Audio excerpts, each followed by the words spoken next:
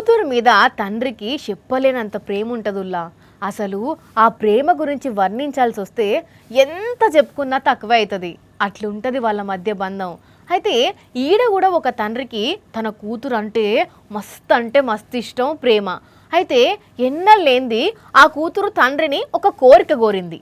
మరి ఆమె ఏం కోరింది, తండ్రి ఏం చేసిండు, అసలు ఏమైందో ఈ వార్తలో చూద్దాం పాండ్రి. అడగక బిడ్డ బైక్ కొనియమని అడిగినందుకు తన వల్ల అయ్యే పని కాదని తెలిసిన బిడ్డ మీదున్న పాయరంతోని 6 నెలల పాటు చిల్లర పైసలు పోగేసి అడిగిన బైక్ కొనిచ్చి ఆనంద పెట్టిండు. ఇగో ఈ నాన్న చూడుండ్రి, సంచి నిండా డబ్బులు తీసుకొస్తే బైక్ కంపెనీ వాళ్ళు ఎట్లా లెక్క పెడుతున్నారో.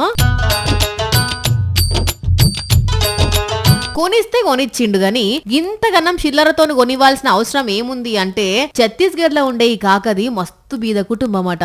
6 కాలం కష్టపడితేనే ఇంటోళ్లకు పట్టడన్నం పెడతాడట. ఇక అసోంటి పరిస్థితులల్లా ఎన్నడూ రూపాయి అడగని బిడ్డ ఎందుకో ఇప్పుడు బైక్ కావాలని అడిగేసరికి కండ్లళ్లకు నీళ్లు తెచ్చుకున్న నాయన మస్తు ఆలోచన చేసి దినం తక్కువ 10 రూపాయలు గల్లగు రిలేసిండట.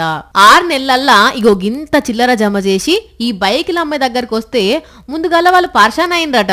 కానీ బిడ్డ అసలు విషయం చెప్పేసరికి అర్థం చేసుకున్న షోరూమ్ వాళ్ళు కూసోబెట్టి చాయ్ పోసి ఈ కాకను మెచ్చుకొని ఈఐఎం కింద అన్ని పనులు అయిపోగొట్టి తాళం చేసి చేతుల పెడితే మస్తు ఖుషి అయిండు నానా.